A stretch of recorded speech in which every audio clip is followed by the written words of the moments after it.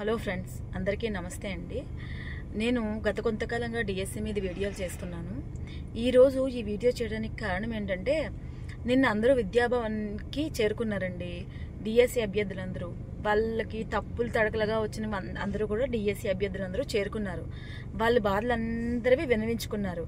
కానీ ఎవరో fake news ఒకటి రిలీజ్ చేశారండి విద్యాశాఖ నుంచి. మరి నేను ఫేక్ అని అనుకుంటున్నాను, నిజాలు తెలియాలి.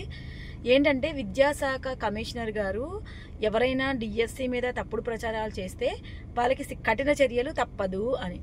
సార్, మేము వెళ్ళినప్పుడు ప్రతిసారి విద్యాభవన్కి వెళ్ళినప్పుడు విద్యాశాఖ కమిషనర్ గారే లేరండి. అర్జీలు ఇవ్వడం తప్ప కమిషనర్ గారు ఎక్కడున్నారండి? అక్కడ లేరు కదా. లేనప్పుడు కమిషనర్ గారు న్యూస్ తెలియకుండా ఎలా రిలీజ్ చేస్తారండి? అది ఒక చిన్న డౌట్ నాకు. ఎందుకంటే నాకు తెలియదండి. నాకు చాలా మంది, కొంతమంది ఒక ఇద్దరు ముగ్గురు తమ్ముళ్ళు చెప్పారు, నీకు అంత నాలెడ్జ్ లేదని. నాకు నాలెడ్జ్ లేదండి. నాలెడ్జ్ లేకుండానే వీడియోలు చేస్తున్నాను. ఎందుకంటే డిఎస్సి అభ్యర్థులు చాలా మంది ఏడుస్తుంటే ఫోన్లు చేసి, ఒకరిది గుంటూరు మా అమ్మాయి రాసిందండి, ఇలా పరిస్థితి. ఒకరిదేమో నేను వైఫ్ అండ్ హస్బెండ్ ఇద్దరం కష్టపడి రాసామండి, మాది ఇది పరిస్థితి. ఒకరిది కాకినాడ అండి, మాకు రాన్బిలైజేషన్లో లాస్ట్ టైం పోయింది పోస్టు, ఈసారి ఏమవుతుందో ఇది మా పరిస్థితి అని. ఇంకొక విషయం నేను చెప్తానండి, చాలా మంది 80 దాటొచ్చాయి, మాకు 85 వచ్చాయి అలా అని అనుకుంటున్నారు. రెస్పాన్స్ షీట్ బట్టి చెప్పేస్తున్నారండి. కానీ ఫైనల్ రిజల్ట్ రాకుండా ఎలా చెప్తారండి?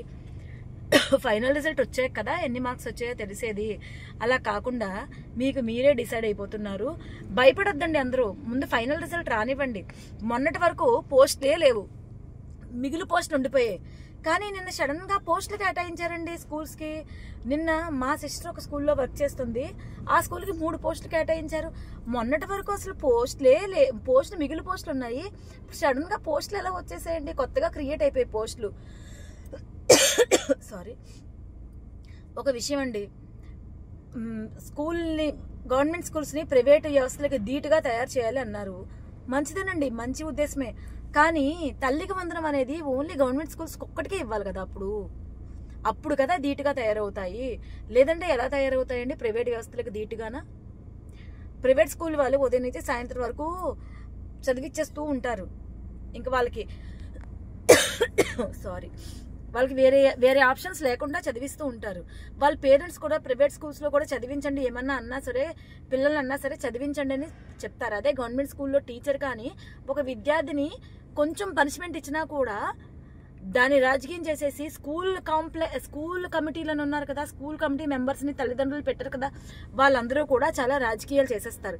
మా పిల్లల్ని కొట్టారు, మేము పలానా రాజకీయ వాళ్ళం కాబట్టి మమ్మల్ని టార్గెట్ చేశారని.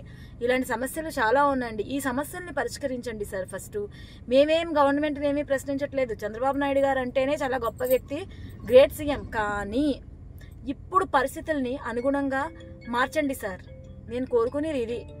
ఇంకా ఇంతకంటే నేనేం మాట్లాడాలో నాకు తెలియదు. దీంట్లో కూడా తప్పులు తీస్తే నేను ఏం కోరుకుంటున్నా, ఇప్పటి వరకు నేను ఏం చేసినా సరే నలుగురు మంచి గురించే చేశానండి. నాకు ఈరోజు నీలం చీర కట్టుకున్నాను కదండి, అందుకని నేను వైసీపీ అని చెప్పి మళ్ళీ బురద జల్లేస్తారేమో. రాజకీయ రంగులు పులిమేస్తున్నారు. అంటే ప్రశ్నిస్తే వైసీపీ, ప్రశ్నించకపోతే టీడీపీ.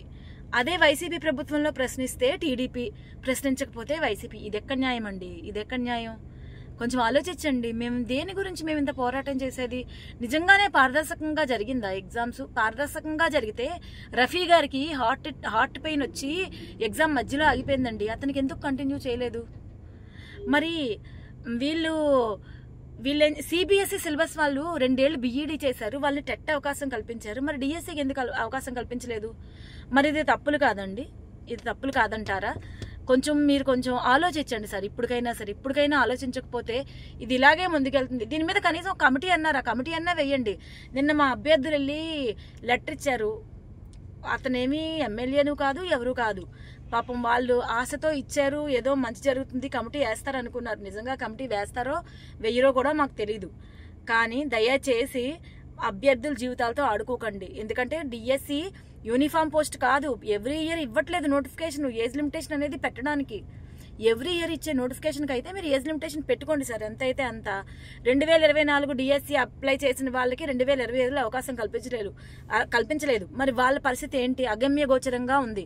ఇప్పుడైనా సరే ఈ తప్పుల డిఎస్సిని కొంచెం తప్పులను తీసేసి ఎలా ఇవ్వాలి అనేది చూడండి సార్. మేము ఇంతకంటే ఎక్కువ కోరుకోవట్లేదు. ఇదండి